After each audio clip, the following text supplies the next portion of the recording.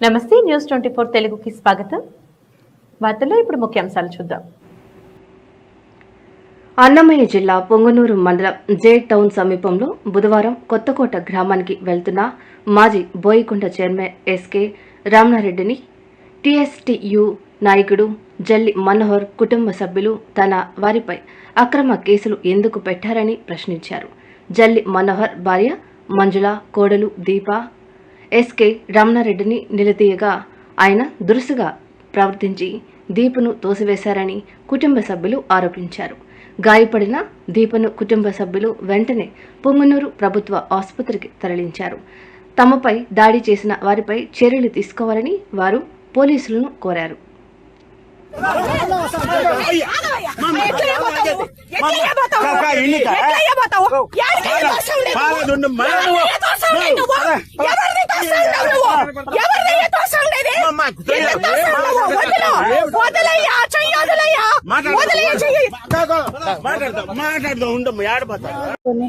అగస్తేశ్వర స్వామి కొండకు బయలుదేరదామని పోయినాం సార్.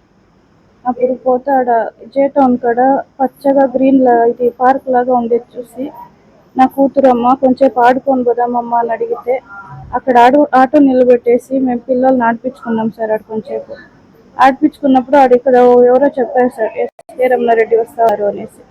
అప్పుడు ఇట్లా మా మీద తప్పుడు కేసులు పెట్టినారు కదా అనేసి ఒక మాట అడుగుదాంలే అనేసి మా ఆయన వాళ్ళ అత్త వాళ్ళు ఆవిడ అంగవికలాలు సార్ చిన్నప్పుడు. ఇంకా ఆమె నేను అడుగుతా అనేసి కొందరికి సరేలే అని పోయినాం సార్. దిగేసి మీరేం చేసుకుంటారు అనేసి గలీజ్గా ఏం పెరుక్కుంటారు ఏం చేసుకుంటారు అని చాలా బూతులు మాట్లాడినాడు సార్. మాట్లాడిన తర్వాత మేము ఆ బల్ల ఉండేవాళ్ళు వీడియో చేసుకోవడానికి మొదలెట్టిన తర్వాత ఆయన బండి ఎక్కి సీట్ బెల్ట్ వేసుకొని ఎంత పిలిచినా కిందకు రాలేదు సార్.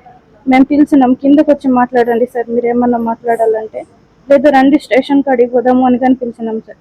వాళ్ళు రాలేదు, అప్పటికూ ఒప్పుకోలేదు. నేను వెనకాల డోర్ తీసి ఆ హ్యాండ్లు ఉంటే దాన్ని ఉన్నాను సార్. ఉంటే అప్పుడు నా చెయ్యి బలంగా లాక్కొని పట్టుకొని బండి స్టార్ట్ చేసుకొని లాక్కొని వెళ్ళిపోయినారు సార్. వెనకాల నుంచి బండి తగిలి చెయ్యి కుడిం చెయ్యి నొప్పి అయిపోయింది సార్, భుజం కాడ. ఇంత జరిగింది సార్.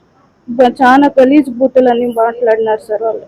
నా చైన్ కానీ ఒకటి అక్కడ తెగి పడిపోయింది సార్. అది పడిపోయిందో లేదు వాళ్ళే ఎత్తుకుంది. చెయ్యి బట్ట లాగినప్పుడు అది వాళ్ళ బండిలోనే పడిపోయిందో ఏమో తెలియదు సార్. అది